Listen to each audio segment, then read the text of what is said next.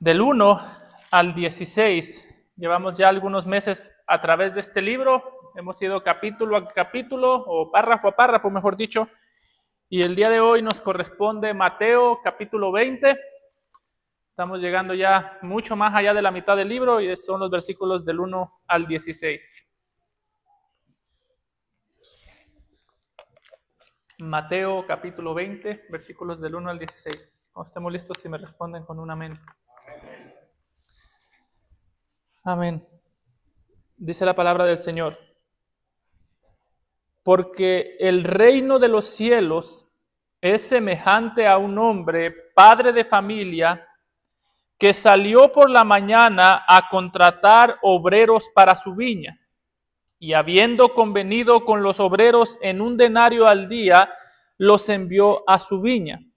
Saliendo cerca de la hora tercera del día, vio a otros que estaban en la plaza desocupados y les dijo: id también vosotros a mi viña y os daré lo que sea justo. Y ellos fueron. Salió otra vez cerca de las horas sexta y novena e hizo lo mismo. Y saliendo cerca de la hora 11, halló a otros que estaban desocupados y les dijo: ¿por qué estáis aquí todo el día desocupados? Le dijeron: porque nadie nos ha contratado. Él les dijo: id también vosotros a la viña y recibiréis lo que sea justo.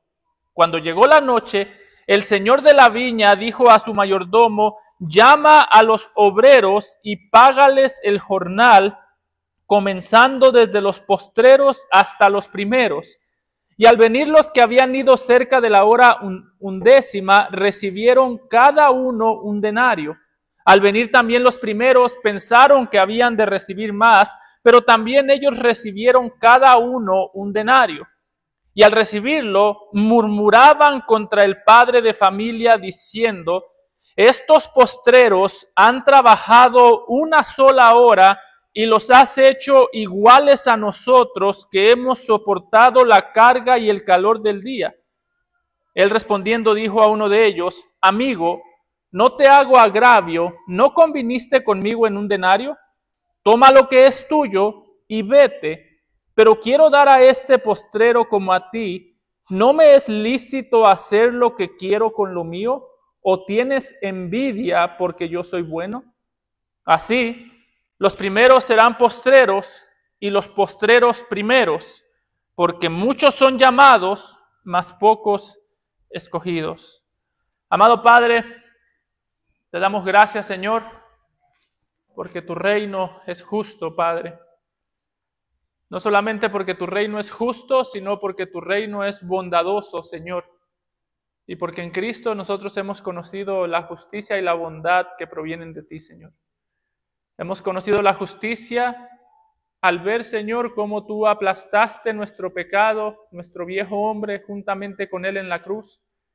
Y hemos conocido la bondad, Señor, al ver, Señor, que, como dice tu palabra, somos bienaventurados por cuanto no tomas en cuenta nuestros pecados, Señor. Porque si, Señor, si tú tomaras en cuenta nuestros pecados, Señor, nadie podría permanecer, Señor. Así que te damos gracias y rogamos que nos ayudes a entender esta parábola tan complicada, Señor, pero que nos ayude, Señor, sobre todo no solo a salir de aquí entendiéndola, sino a salir de aquí confrontados con las realidades que esta parábola habla de nuestro propio corazón. Te lo rogamos en Cristo Jesús. Amén. Pueden tomar asiento, hermanos.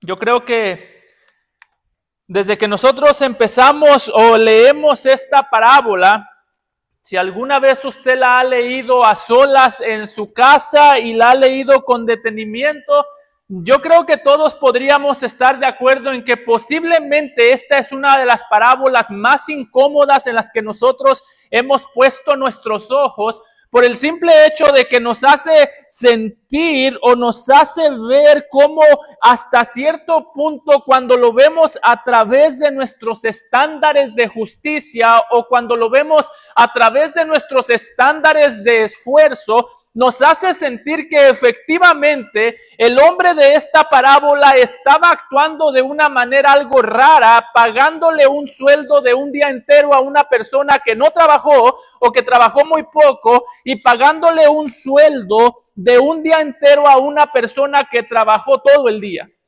Yo le pido que por un momento se ponga usted en los zapatos de estos obreros y más o menos piense usted cómo reaccionaría si el día de hoy o en esta semana que usted trabajó, a usted le hubiesen pagado, por ejemplo, $100 el día por haber ido a trabajar todo el día en un lugar, aguantando el frío de Utah, aguantando hambre, aguantando sueño, aguantando todo lo que tiene que aguantar, y al mismo tiempo le pagaran esa misma cantidad a una persona que solamente llegó media hora a saludar y se fue. De hecho, yo he propuesto al hermano David que haga eso conmigo, que me pague por ir y no hacer nada. No lo ha aceptado todavía, pero ¿cómo reaccionaría usted, hermano, si $100 por el día entero y al mismo tiempo usted se entera que a alguien más le pagaron $100 por media hora, ni siquiera media hora bien desquitada, sino media hora medio trabajada? Guarda ese sentimiento en la cabeza, porque una de las cosas que nosotros vamos a ver en este pasaje es que ese sentimiento que usted tendría de ver cómo a alguien se le paga más por hacer menos, es un sentimiento que ante los ojos de Dios tiene mucho de pecaminoso y muy poco de justo. Es incómodo, pero quizás nosotros sentimos que cuando vemos esto, lo primero que nosotros podríamos pensar, si el día de mañana nuestro jefe le paga la misma cantidad de trabajo a un obrero por una hora, esa misma cantidad que a él le pagó por una hora, a mí me toma ganármela un día entero. Es muy posible que nosotros nos sintamos como que estamos sufriendo una injusticia, y algo que esta parábola nos muestra es que en esos casos en los que hacen poco son recompensados mucho, el problema usualmente no está en el que da la recompensa, sino en el que ve a otros recibir recompensas. Así que hay un sentido, hermanos, en que esta parábola va en contra de nuestra naturaleza. Esta parábola va en contra de nuestra naturaleza, y la razón por la que va en contra de nuestra naturaleza es porque en esta parábola lo que el Señor Jesucristo está enseñando no es tanto un sistema justo de recompensas, sino un sistema de contentamiento en el reino de Dios mientras nosotros lo servimos. La pregunta aquí no es si las personas que reciben más que tú lo reciben de una manera justa o injusta. Porque alguien podría decir: pastor, lo que pasa es que a mí me molestan las injusticias, pastor. A mí me molesta que alguien gane más por hacer menos, y yo soy una persona recta, yo soy una persona derecha. Ese no es el punto. El punto no es si tú eres una persona derecha que le molesta ver cómo otros ganan un sueldo que quizás a ti te costó más.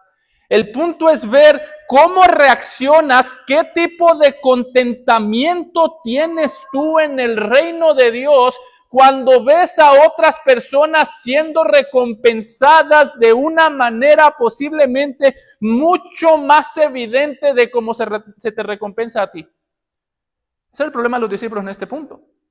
De hecho, es interesante que cuando nosotros vemos el contexto, Mateo mismo nos describe esta parábola como una respuesta del Señor Jesucristo a una pregunta que tenía el apóstol Pedro en Mateo 19:27. Si usted recuerda, lo vimos la semana pasada cuando Pedro le preguntó al Señor Jesucristo, o le dijo: Señor, he aquí, nosotros lo hemos dejado todo y te hemos seguido. ¿Qué pues tendremos? Es como si el apóstol Pedro dijese: Señor, nosotros llevamos mucho tiempo siguiéndote. Y póngase un momento en los zapatos de Pedro. Pedro llevaba mucho tiempo siguiendo al Señor Jesucristo y había visto cómo el Señor sanaba enfermos de una manera milagrosa. Había visto cómo el Señor resucitaba muertos de una manera milagrosa, no se podía hacer de otra manera. Había visto cómo el Señor multiplicaba los panes para alimentar a las multitudes. Y Pedro le está diciendo al Señor Jesucristo: Señor, nosotros hemos visto cómo tú recompensas a otras personas y nosotros no hemos recibido nada. ¿Cuántos milagros hizo para este punto el Señor Jesús a favor de Pedro? Ninguno. Sanar a su suegra, pero no era un milagro que hizo para él, fue un milagro que en última instancia hizo para su suegra. Para este punto es como si Pedro dijese: Señor, tú tienes el poder para recompensar, pero parece que entre nosotros más te servimos, menos recompensas recibimos y más trabajo tenemos que hacer. Trabajamos y tú no nos recompensas. Trabajamos y nos esforzamos, lo hemos dejado todo y pareciera que entre más nosotros servimos, menos te acuerdas de nosotros a la hora de recompensarnos. ¿Qué vamos a recibir, Señor? Haznos ver si seguirte a ti vale la pena. Hermanos, Pedro estaba en una situación en la que tú vas a estar en muchas ocasiones. ¿Sabe cuál era la situación de Pedro? Sabía que Cristo es el Rey, pero no se sentía como que Cristo estuviera reinando. Pedro sabía que Cristo tiene poder, pero no se sentía como si fuese muy poderoso porque no estaba recibiendo ninguna recompensa. Hermano, ¿sabes tú cuál va a ser el reto más grande en tu vida cristiana? El reto más grande no va a ser cuando tú dudes del poder de Cristo o el poder de Dios. El reto más grande va a ser cuando tú puedas ver el poder de Dios recompensando y manifestándose en otros mientras a ti te hace esperar. Eso va a ser lo más difícil. Ese fue el reto de Job. Dios tiene el poder para controlarlo todo, pero yo voy de mal en peor. Ese fue el reto de Pedro. Señor, tú nos has llamado a seguirte, nos has mostrado tu poder, pero no nos hemos beneficiado de tu poder. ¿Alguna vez has sentido eso, hermano? ¿Alguna vez has sentido, estoy enfermo, tengo una enfermedad y hay más enfermos a mi alrededor y todos se sanan menos yo? Como que el Señor está reinando para todos menos para mí. Así que, hermano, en sí, esta parábola nos va a ayudar a ver cómo reaccionar en un mundo donde el Señor en su reino recompensa de manera soberana, mientras algunas personas las hace esperar. Esta parábola nos va a ayudar a ver la justicia de Dios puesta en acción, recompensando de manera visible al que parece que no hace nada y recompensando posiblemente de manera menos visible al que se puede ver trabajando, pero no se le puede ver disfrutando. Así que déjame te dejo claro, el punto de esta parábola, hermano, no es que tú salgas de aquí diciendo, no, yo quiero servir al Señor y yo lo voy a servir y no me importan las recompensas. ¿Ha escuchado usted a esa gente que dice, a mí no me importa si Dios me recompensa? Hermano, eso es una falta de humildad. Te tiene que importar. No tiene nada de malo esperar ser recompensados por el Señor por nuestro servicio. De hecho, el apóstol Pablo lo dijo en 1 Corintios capítulo 15, si en esta vida solamente esperamos en Cristo, somos los más dignos de conmiseración de todos los hombres. Dice el apóstol Pablo, si Cristo no nos puede recompensar, entonces no tiene sentido servir a Cristo. Si Cristo lo único que nos puede dar es una vida moralmente buena de este lado de la eternidad, pero no ha prometido recompensarnos, dice Pablo en ese mismo capítulo, entonces de nada hubiese servido que yo prediqué el evangelio, de nada hubiese servido que sufrí, de nada hubiese servido que dejé padre y madre. Pedro tendría razón en decir, Señor, lo dejamos todo y no nos das nada a cambio. Así que el punto de este pasaje no es decir, no, pastor, a mí no me importan las recompensas. Hermano, si el Señor ha prometido recompensar, lo mínimo que tiene que pasar es que te deben importar. ¿Cuál es el punto? Es mostrarnos la respuesta de contentamiento que espera el Señor de este lado de la eternidad, mientras Él derrama recompensas a nuestro alrededor. Yo sé que el resumen es muy largo, pero ese es el punto. Pregúntate esto, hermano. ¿Cómo reaccionas cuando el Señor bendice a otros? Y sabrás dónde estás parado en esta parábola. Déjame te lo digo. ¿Cómo reaccionas tú cuando el Señor bendice más que a ti al miembro más inmaduro de la congregación? Al que llega tarde, al que no conoce la Biblia como tú. ¿Cómo reaccionas inclusive cuando el Señor bendice a un incrédulo? Aparentemente más que a ti. Por eso es que en este pasaje vamos a ver dos puntos, hermanos. Primero, en los versículos del 1 al 8, vamos a ver la justicia y la bondad del rey. Y en los versículos del 9 al 16 vamos a ver la arrogancia y la envidia de los ciudadanos del reino. Note que en este pasaje se nos muestran dos caras o se nos muestran varias escenas, pero en síntesis estas escenas nos muestran dos verdades. La iglesia o el pueblo de Dios tiene un rey justo y Dios tiene un pueblo envidioso. Esa es la combinación de este pasaje. El pueblo de Dios tiene un rey justo y bondadoso.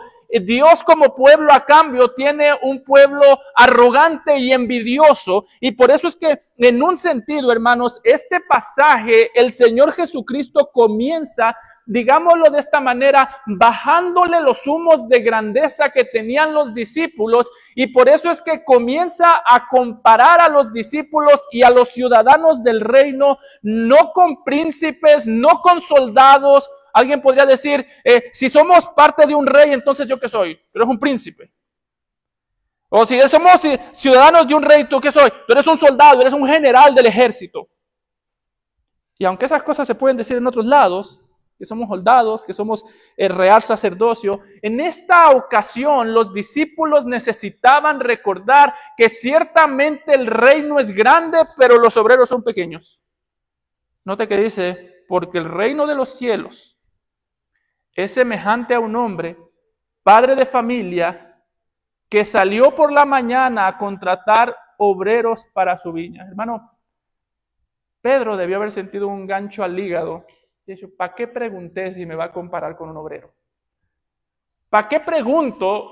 Porque no está hablando aquí de obreros, ustedes son ingenieros, ustedes son arquitectos. Está hablando de los obreros que se tienen que parar. En nuestro contexto sería de los que no tienen trabajo y su última opción es ir y pararse a Home Depot a ver quién les da trabajo. Dice Jesús, esos son ustedes. No son grandes en ustedes mismos, son obreros. Y dice en el versículo Dios que habiendo convenido con los obreros en un denario al día, los envió a su viña. Subiendo cerca de la hora tercera del día, vio a otros que estaban en la plaza desocupados. Y les dijo, id también vosotros a mi viña y os daré lo que sea justo. Y ellos fueron. Salió otra vez cerca de la hora sexta y novena e hizo lo mismo. Y saliendo cerca de la hora undécima, halló a otros que estaban desocupados y les dijo, ¿por qué estáis aquí todo el día desocupados? Le dijeron, note lo que dicen, porque nadie nos ha contratado. Él les dijo, id también vosotros a la viña y recibiréis lo que sea justo. Note que lo primero que el Señor Jesucristo enfatiza al llamar a los discípulos y al llamarnos a nosotros obreros es que ciertamente nosotros pertenecemos a un reino grande y ciertamente tenemos un rey generoso, pero al mismo tiempo tenemos a un rey que no necesita ser servido, pero quiere ser servido. En este punto hay más obreros que reyes, hay un solo rey, hay muchos obreros, pero los que están en necesidad verdaderamente son los obreros, no el rey. Y hermano, yo creo que en esta parte el Señor Jesucristo, como digo, estaba desinflando un poquito el ego de estos discípulos. ¿Sabe por qué? Porque en el contexto los discípulos ya se estaban engrandeciendo. Los discípulos iban camino a Jerusalén y en su mente era, vamos a Jerusalén y nosotros vamos a inaugurar el reino. Por eso fue que dijeron, alejen a los niños de nosotros, somos demasiado grandes para estar rodeados de niños. Por eso fue que también más adelante los discípulos van a decir, dos de los discípulos le van a decir al Señor, permíteme que yo me siente a tu derecha y el otro a la izquierda. En este contexto, los discípulos tenían, por así decirlo, el ego bastante inflado. El Señor Jesucristo les ha prometido que los va a exaltar. El Señor Jesucristo les ha prometido que van a reinar con Él. Lo dijo en Mateo 19:18. Les dijo, de cierto os digo que en la regeneración, cuando el Hijo del Hombre se siente en el trono de su gloria, vosotros que me habéis seguido, también os sentaréis sobre 12 tronos para juzgar a las 12 tribus de Israel. Estas palabras habían inflado el ego de los discípulos. Ellos decían, wow, nosotros vamos a juzgar. Nosotros vamos a ser exaltados. Hermano, ¿y sabes cuál es el problema? Que ellos se querían identificar con la exaltación del Señor Jesús, pero no con la humillación. Y esto es lo que Jesús quiere tratar con ellos. Hermano, el problema más grande que tú vas a tener en la vida cristiana no es que a ti te falte fe para creer que Cristo te puede exaltar en su reino. Yo no conozco un cristiano que tenga dudas de que un día va a estar en el reino del Señor Jesucristo con Él y que un día el cielo será mucho más maravilloso que la tierra en la que ahora vivimos. Pero ¿sabes qué? Sí es lo que yo conozco mucho, cristianos que hablan mucho de la grandeza de la tierra y son muy alérgicos a ser humillados por causa de Cristo en la tierra.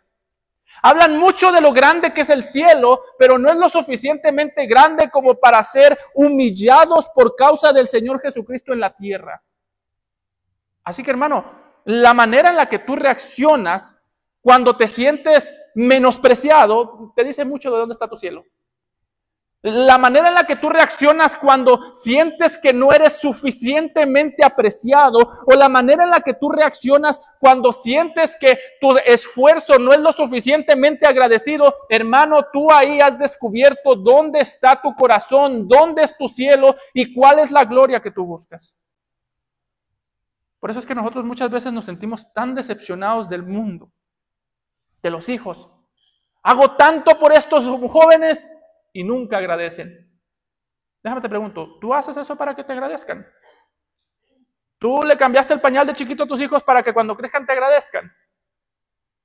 Porque eso es lo que estaban haciendo estos discípulos. Le estaban diciendo al Señor Jesucristo, hago tanto por tu reino y tú no me das nada. Y el Señor Jesucristo le está diciendo, de veras, tú haces tanto por mi reino. Eso es lo que tú sientes, que tú trabajas demasiado por mi reino y no puedes ver cómo mi reino es el que hace algo en ti. Entonces tienes un problema.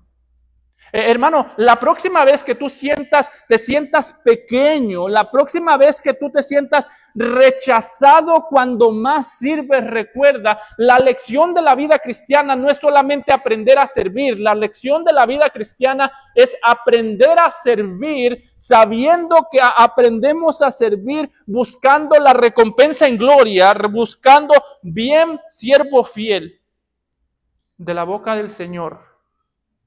No de la boca de las personas que te rodean el día de hoy. Hermanos, aquí Jesús le está diciendo a sus discípulos, ustedes no han entendido todavía cómo es el reino, por eso inicia diciéndoles, el reino es semejante a un hombre que buscó obreros. Y le está diciendo, ustedes el problema es que ni entienden el reino, ni entienden quién es el rey, ni entienden quién son ustedes, por eso exigen mucho y sirven poco. Por eso, hermano, yo hoy no te voy a preguntar cuánto sirves. Lo que te voy a preguntar es, ¿cómo te sientes cuando nadie nota tu servicio? ¿Cómo te sientes no solamente cuando nadie nota tu servicio, sino cuando la gente nota tu servicio y no lo recompensa como tú pensarías que debería de recompensarlo? ¿Cómo te sientes cuando ves a Dios prosperando a otro y a ti no? ¿Cómo te sientes cuando tienes que esperar, cuando tienes que esperar mientras ves a Dios cuidar a otros de manera más evidente? Porque Jesús está diciendo, el reino de los cielos está lleno de obreros que lejos de verse como personas que lo entregan todo por el reino, aunque ciertamente lo entregamos por el reino, se ven como personas que ganaron todo en el reino.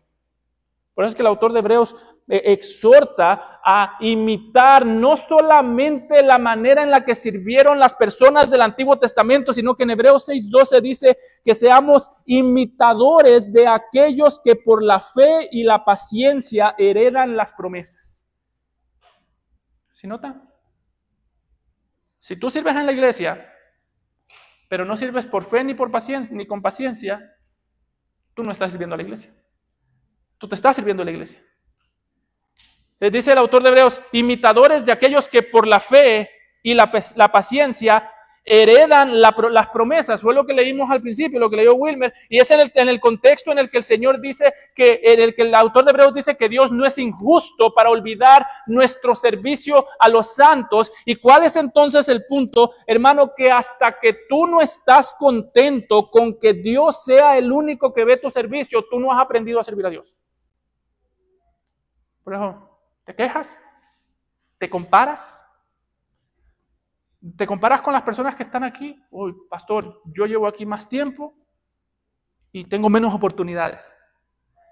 Ya llevo aquí más tiempo de miembro, pastor, y como que los miembros nuevos tienen preferencia. Hermano, ¿sabes cuál es el problema con eso? Que en las comparaciones, y ahorita lo vamos a ver, siempre dejas la cruz de Cristo afuera, siempre. Tú no puedes compararte con otros padres sin dejar la cruz de Cristo afuera. Tú no puedes compararte con otros miembros sin dejar la cruz de Cristo afuera. ¿Sabes qué es lo malo y lo terrible de las comparaciones? Que se tratan de ti. No de lo que Dios hace, no de la bondad de Dios, no de la justicia de Dios, sino de tu propia justicia. Fue lo que hizo en el caso de la parábola del hijo pródigo. El hijo mayor es lo que hace, le dice al padre: ¿cuánto tiempo he estado contigo y a mí tú no me das nada y a mi hermano le das todo? Ese es el lenguaje del hijo mayor, del fariseo. Está diciendo al papá: a mi hermano que se portó mal, a mi hermano que fue irresponsable, al hermano que desperdició el dinero, a mi hermano que te rechazó le das todo, y a mí que estoy contigo no me das nada. Jesús diría: entonces tú aún estando conmigo, nunca estuviste conmigo. Estuviste con lo que yo te podía dar, pero no conmigo. Y note que ese es el punto de esta parábola. Hermano, ¿conoces la bondad del Señor? ¿Conoces la justicia del Señor? Sí, pastor.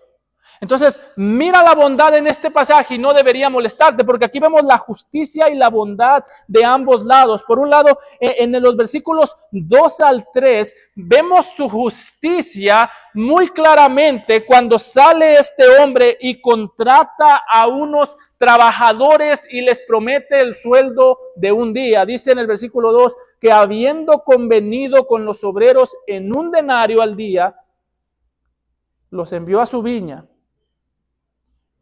Y después, saliendo cerca de la hora tercera del día, vio a otros que estaban en la plaza desocupado y les dijo: id también vosotros a mi viña y os daré lo que sea justo. Y ellos fueron. Note que el pasaje enfatiza a un amo que es justo y bondadoso. No sabemos cuánto dinero es el equivalente el día de hoy, 1 denario. Hay quienes dicen que son 15 centavos de dólar, son 20. El punto es que en aquel tiempo, independientemente de cuánto sería el día de hoy, en aquel tiempo era el salario justo de un obrero. De cuenta, $200. Y aquí muestra su justicia, ofreciéndole un salario justo. En el versículo 2, manda a unas personas a trabajar a su viña por 1 denario. Ese es un precio justo. En los versículos 3 y 4, manda a otras personas a trabajar la mitad del día por 1 denario. Hágase esta imagen en la cabeza. Al primero le dice: ve y trabaja 12 horas en mi viña y yo te doy 1 denario. Al segundo le dice: ve y trabaja 9 horas en mi viña y te doy 1 denario. Podemos ver la bondad. Al tercero le dice: ve y trabaja 6 horas en mi viña, trabaja medio día, pero yo te voy a pagar el día entero. Y al cuarto, que fue el que se rayó, dice: ¿sabes qué? Tú ve y trabaja 1 hora y te doy el día. Bueno, no le dijo te doy el día, le dijo te doy lo que es justo, pero sabemos por el contexto que le dio el día. Este pasaje, hermanos, quiere mostrarnos a este juez o a este hombre, al dueño de esta viña, como un hombre justo. De hecho, la razón por la que en el versículo 7 nos dice, en el versículo 8 nos dice que al llegar la noche les pagó a todos, es porque nos quiere mostrar a un hombre que pagaba conforme a la ley de Dios. Ya antes Moisés había dicho en Levítico 19:13, no oprimirás a tu prójimo, ni le robarás, No retendrás el salario de un jornalero en tu casa hasta la mañana. La ley de Dios decía, el día trabajado es día pagado. Y este hombre estaba haciendo eso. Y sabe, hermano, ¿por qué enfatiza tanto la justicia de Dios y la bondad de Dios? Porque tú no sabes cuán malo eres, o tú puedes saber cuán malo eres cuando tú ves a una persona con mucha más bondad que tú. ¿Sabe por qué a los hombres, los pecadores, odian a Dios? Hay gente que dice, es que yo no puedo creer en un Dios que en el Antiguo Testamento juzgó y mató tantas personas. No es eso. Tú puedes creer en un Dios que hace eso. De hecho, tiene más sentido que Dios mate pecadores a que Dios salve pecadores. Eso tiene más sentido. Es como decir, yo no puedo creer en un policía que le dispara a un criminal. Yo prefiero creer en un policía que le dispara a un criminal que en un policía que ve a un criminal y no le hace nada. O a no ser que usted tenga diga, no, yo prefiero policías que no persiguen a los criminales. Porque usted es un criminal, seguramente. Pero el punto, hermano, no es difícil creer en un Dios que es justo, que destruye al pecador, que aplasta al malvado. ¿Sabe que es difícil creer en un Dios que ama y cuando ama lo bueno te muestra lo malo que tú eres? Eso es lo difícil. Entre tú más conoces la bondad de Dios, más incómodo vas a estar con tu maldad. Y eso es lo que el hombre odia. Lo que el hombre odia no es un Dios justo que aplasta al malo. Lo que Dios odia es un Dios bueno que le hace ver su maldad. Porque si algo nosotros nos hemos convencido es que somos personas buenas que a veces hacen cosas malas. Y aquí nos está diciendo, este hombre era bueno. Que dicho sea de paso, jóvenes, si ustedes en su escuela les han dicho, o algún amigo, o algún terapeuta les ha dicho que ustedes son buenos, pero por las circunstancias en las que ustedes crecieron, a veces hacen cosas malas, es una mentira. La Biblia dice todo lo contrario. Tú no eres una persona buena que a veces hace cosas malas, tú eres una persona mala que a veces hace cosas buenas. Lo que dice Jesús, vosotros siendo malos, sabéis dar buenas dádivas. Así que no eres tú bueno y a veces haces cosas malas. Eres malo que de vez en cuando haces cosas buenas. Y eso es lo que a estos obreros no les gustaba de este jefe, que él era justo, que él era bondadoso. Y si algo es claro, hermanos, es que el ser humano ama la bondad que lo beneficia a él y odia la bondad que beneficia a su prójimo pasándolo a él por encima. Por eso, hermano, el problema de nuestra envidia no es que nosotros somos pobres. A veces, yo le tengo envidia al rico porque él es rico. ¿Sabes cuál es la envidia del hombre?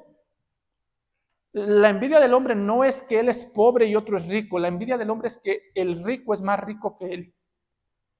La envidia de la gente fea no es que existe gente guapa, la envidia de la gente fea es que hay gente más guapa que ellos. Ese es el problema y ese era el problema de estos hombres. La envidia que surgió de su corazón no era porque no les pagaron lo suficiente. La envidia que salió de su corazón fue que les pagaron lo suficiente, pero le pagaron esa misma cantidad a alguien que hizo menos que él. Por eso es que ellos le dicen, nos describe la hora de la paga fue la hora en la que salió a la luz la razón por la que ellos servían y el conocimiento que ellos tenían del Señor que los había contratado. Dice, al venir los que habían ido cerca de la hora 11ª, los que trabajaron 1 hora, recibieron cada uno un denario. Dice, al venir también los primeros, pensaron que habían de recibir más, pero también ellos recibieron cada uno un denario. Usted puede pensar en la decepción. Entonces dijeron, si a los primeros les dieron un denario y trabajaron 1 hora, y yo trabajé 12 horas, entonces a mí me va a dar 12 denarios, que son 12 días de trabajo. Yo creo que ya estaban pensando qué hacer con el dinero. Dice, y al recibirlo, murmuraban contra el padre de familia diciendo, estos postreros han trabajado una sola hora y los has hecho iguales a nosotros que hemos soportado la carga y el calor del día. Alguien podría decir, ellos tienen toda la razón. No es más, hermano, ¿cómo reaccionarías tú si tu jefe le paga una semana de trabajo a alguien que fue una hora a trabajar? ¿Dirías tú que eso es injusto? Dirías, este sistema capitalista en el que vivimos. Y si para nosotros como hispanos, si eso fuera un blanco, diríamos, eso es racismo. Que si algo somos buenos nosotros es para sentir que la gente es racista contra nosotros. Pero hermano, ¿sabes cuál es el punto de esto? Que la manera en la que tú reaccionas cuando la bondad de Dios es derramada en tu prójimo dice mucho de lo que tú crees acerca de la bondad de Dios. Hermano, la evidencia de que tú conoces la bondad de Dios no es que tú puedes darle gracias a Dios por lo que te ha dado a ti. Es que tú puedes darle gracias a Dios por lo que le ha dado de manera inmerecida a los que te rodean. El cristiano más agradecido no es el que puede ver su casa y decir, Señor, te doy gracias porque me has dado un trabajo y ahora tengo una casa, porque tengo un carro, porque tengo hijos saludables. El cristiano más maduro es aquel que enfermo puede decir, Señor, te ruego que me sanes y te doy gracias porque ningún otro miembro de la iglesia tiene esta misma enfermedad. Eso es entender la gracia de Dios. Eso es entender la gracia de Dios. Cuando hay alguien que hace menos que tú y recibe más que tú, hermano, yo no sé por qué a nosotros nos molesta tanto que las personas que hacen menos sean recompensadas más.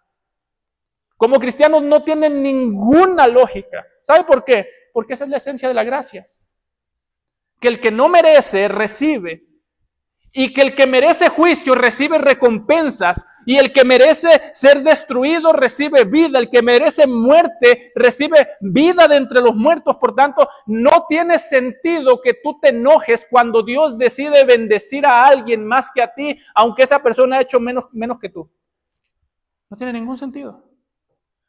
Por eso, ¿tú quieres ver cuánto conoces la gracia de Dios? ¿Cuándo fue la última vez que tú le diste gracias a Dios por el trabajo de tus hermanos? Señor, gracias porque le das un trabajo a mi hermano. Gana más que yo, vive más cómodo que yo, tiene un carro mejor que el mío. Hermano, cuando tú ves a Dios prosperando a otros, te alegras, te enojas, te da lo mismo, porque todas esas reacciones dicen algo de ti. Me da lo mismo. Cada quien con su vida. Un cristiano que se dice cristiano, pero se separa de los otros cristianos, es eso. Un cristiano que le da lo mismo si Dios te prospera, si Dios te quita, si Dios te da. Ese no es un cristiano maduro, ese es un cristiano indiferente, y la indiferencia no entra en el evangelio. A mí me da lo mismo, esa es indiferencia y es pecado. No debería darme lo mismo. Otro cristiano que pueda decir, con que a mí Dios no me olvide, que haga con los demás lo que quiera. No, hermano, la única respuesta correcta que tú puedes ver, la salud de tu corazón se ve cuando tú puedes ver a un hermano siendo prosperado, siendo bendecido, y tú puedes honrar a Dios como si todas esas bendiciones fueran tuyas. Por eso uno de los momentos más peligrosos, hermano, es cuando Dios bendice a tus hermanos delante de ti. ¿Qué es lo que rápido pensamos? ¿Y por qué a él? Yo he hecho más. ¿Sabes quién pensaba así, hermano? Los fariseos. Los fariseos eran los únicos que daban gracias al Señor por todo lo que recibieron, pero no podían dar gracias a Dios de manera genuina por lo que recibió el prójimo. Hay un dicho que tenían los fariseos que decían, Señor, te doy gracias que no soy ni un gentil ni una mujer. Gracias porque tú no me hiciste gentil ni mujer, me hiciste judío, soy fariseo. Todo eso me lo has dado tú, Señor, y por eso te honro. Hermano, ¿no suenan así nuestras oraciones a veces? No suenan así. Te doy gracias, Señor, porque ahora tengo lo que antes me faltaba, porque ahora tengo tantas cosas. Y cuando vemos a alguien que el Señor bendice, decimos, Señor, ¿y por qué a mí no? Hermano, ten mucho cuidado porque está saliendo a la luz tu corazón.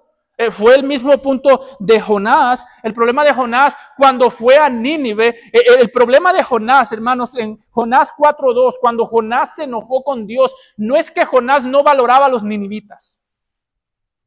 A veces que pensamos, Jonás no quería predicar en Nínive porque él no valoraba a los ninivitas. Y eso es parte de, pero eso no es todo. ¿Sabes por qué a nosotros nos es tan fácil llenarnos de envidia como Jonás se llenó de envidia aquí? Hermano, el problema de tu envidia no es que tú tienes envidia porque tú no valoras lo que tú tienes. No es esa a veces la manera en la que nos dicen que luchemos con la envidia. No, es que tú dale gracias a Dios por lo que tú tienes y ya se te va a ir la envidia. Hermano, yo a veces le he dado gracias a Dios y la envidia sigue. Así digo, Señor, gracias por esta mugre carro que me diste.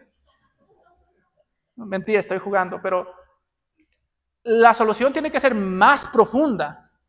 El problema de estos hombres no era, tú no valoraste nuestro trabajo. El problema de Jonás no era que él no valoraba a Nínive. ¿Sabe cuál era el problema de Jonás? Note Jonás capítulo 4, versículo 2. ¿Por qué a Jonás le molestaba tanto que Dios derramara su gracia en pecadores que pecaban peor que él, que hacían menos que él, que eran más pecadores que él? Dice, y oró a Jehová y dijo, ahora Jehová, ¿no es esto lo que yo decía estando aún en mi tierra?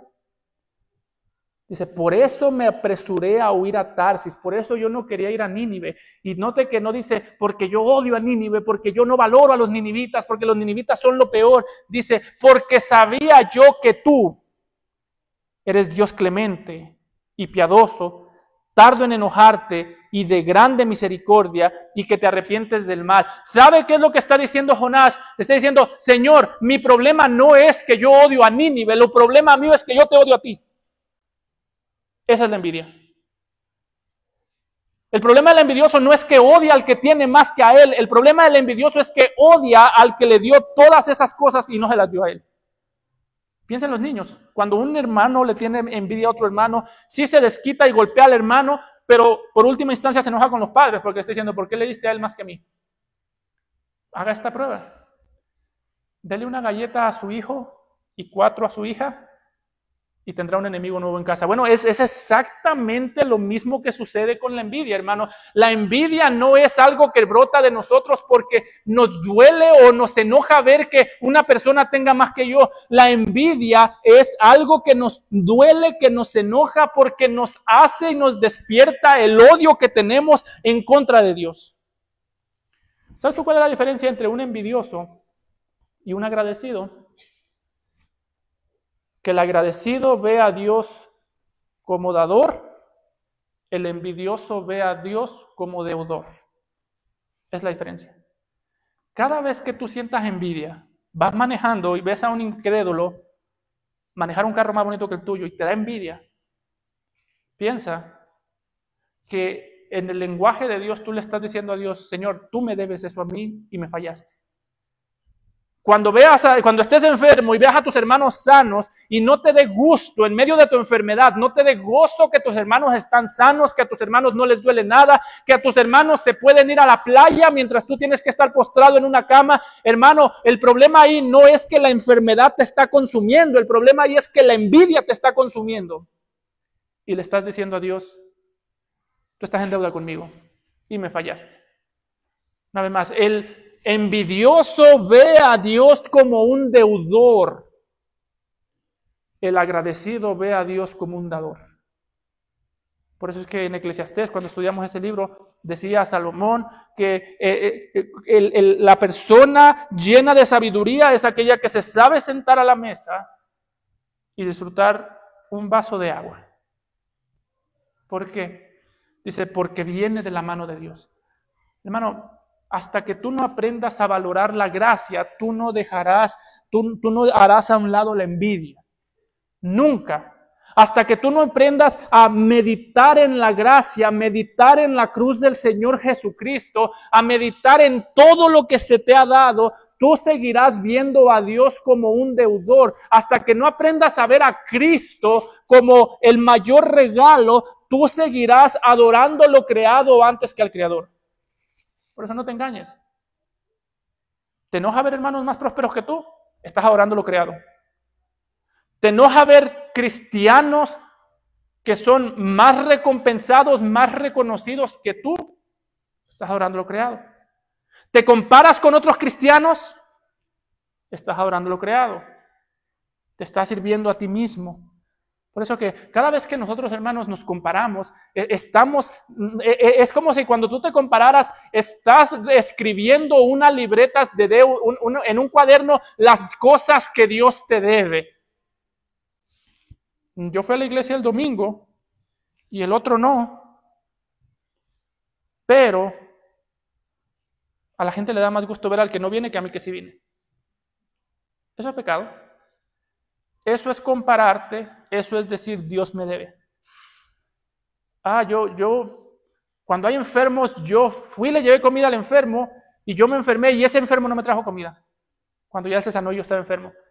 Esos, hermanos, es el mismo pecado de estos obreros. Una vez más, ¿sabes quiénes son los únicos que le escriben una cuenta o una libreta de reclamos a Dios? ¿O sabes quiénes son los únicos que hacen obras de justicia para poner a Dios contra la pared? Los fariseos. Lo dijo el fariseo en Lucas 18, versículos 11 a 12. Dios, te doy gracias porque no soy como los otros hombres. Y note que con cómo era de distinto este hombre. Decía, yo no soy un ladrón, injusto, adúltero, ni aún uno como este publicano. Dice, yo ayuno 2 veces a la semana, doy diezmo de todo lo que gano. Y dice el Señor Jesucristo que el publicano subió o bajó, mejor dicho, justificado, y el que presumió sus obras poniendo a Dios contra la pared, bajó condenado. Hermano, esa es la anatomía de un corazón envidioso. A veces pensamos que la gente envidiosa es desagradable, pero la gente envidiosa es agradable. A veces pensamos que la gente envidiosa es gente que es deshonesta, pero la gente envidiosa por fuera es honesta. ¿Cuál es el problema entonces? Que siempre hacen cosas buenas con una motivación mala. Que siempre hacen cosas buenas con la motivación no de exaltar a Dios, sino de compararse con el resto que pertenece al pueblo de Dios. Es lo que estaba haciendo este fariseo, es lo que hicieron estos hombres. Dicen en el versículo 12, estos postreros han trabajado 1 sola hora. Ahí está la comparación. Y los has hecho iguales a nosotros, que hemos soportado la carga y el calor de día. Están diciendo lo mismo que está diciendo el fariseo. El fariseo dijo, yo ayuno. Estos dijeron, hemos aguantado la carga. Yo diezmo. Y estos dijeron, hemos aguantado el calor del día. Y les pagas lo mismo. Una vez más, hermano, te puedes alegrar de que tu hermano esté caminando por los verdes pastos mientras tú estás caminando por el valle de sombra de muerte. ¿Puedes? Puedes alegrarte de que tu hermano esté siendo pastoreado por el pastor de pastores y a ese hermano el Señor lo lleve en los pastos verdes junto a las aguas de vida, disfrutando, tranquilo, y tú vas de un callejón de sombra de valle de muerte y te meten al otro callejón y luego te meten al otro callejón y nada más ves cómo los otros cristianos van tranquilos. ¿Puedes dar gloria a Dios por esos cristianos? ¿O corres a victimizarte? Todos disfrutan mientras yo sufro. ¿Sabes quién pudo haber dicho eso? Cristo.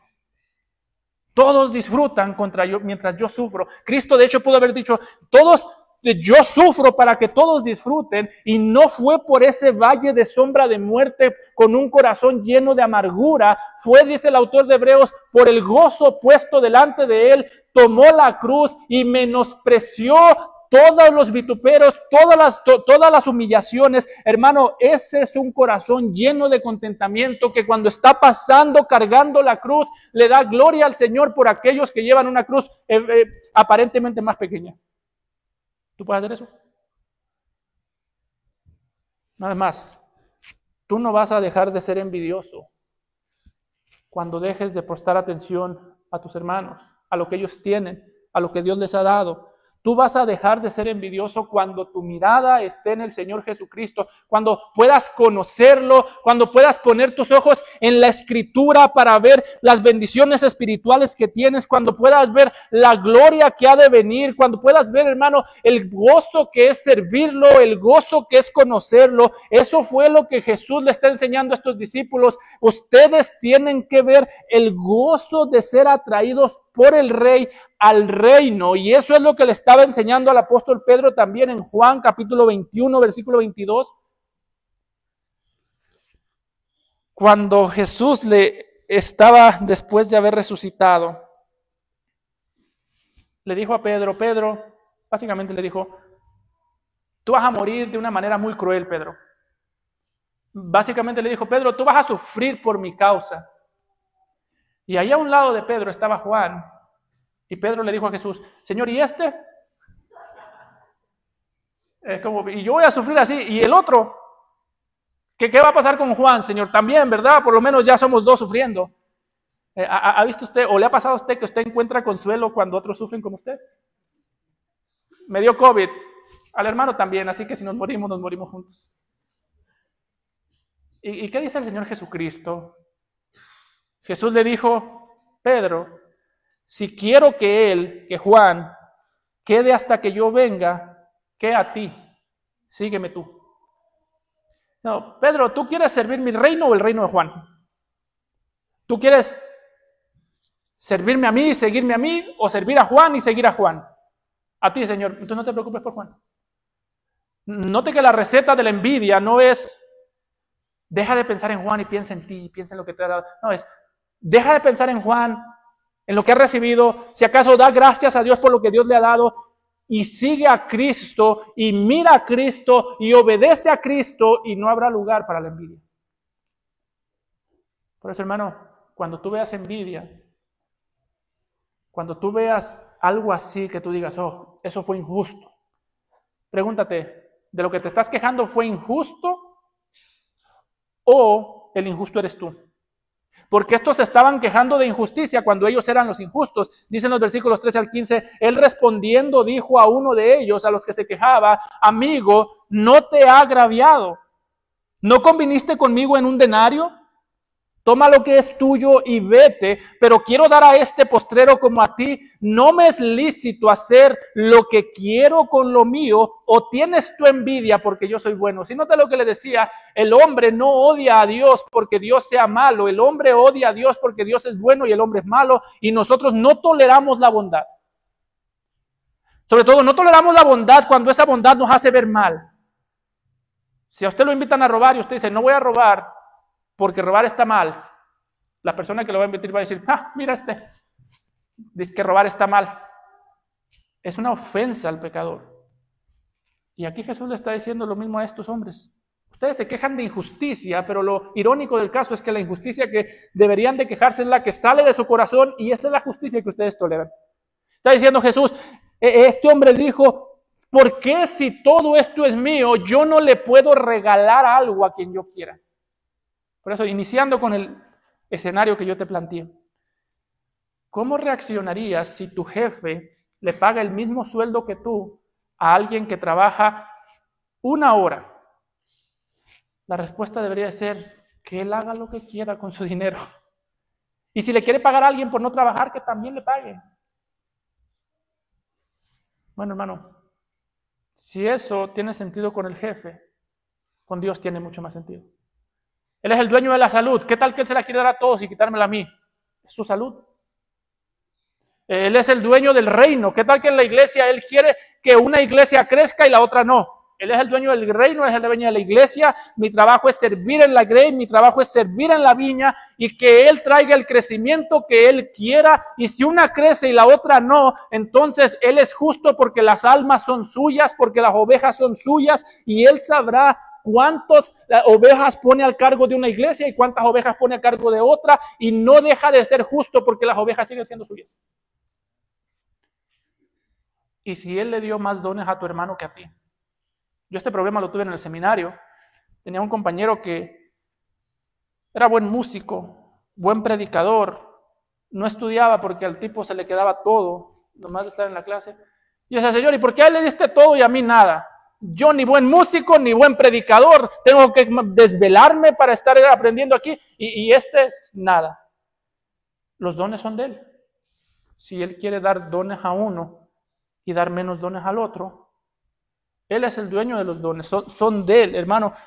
La tierra es mía, dice el Señor. Yo soy el dueño del oro, yo soy el dueño de la plata. Él es soberano y él es aquel que decide a quién enriquecer. De manera, dice el apóstol Pablo, no depende del que corre ni del que quiere, sino de Dios que tiene misericordia. No depende de quién quiere recibir ni siquiera, o de quién necesita recibir, sino de él que quiere entregar.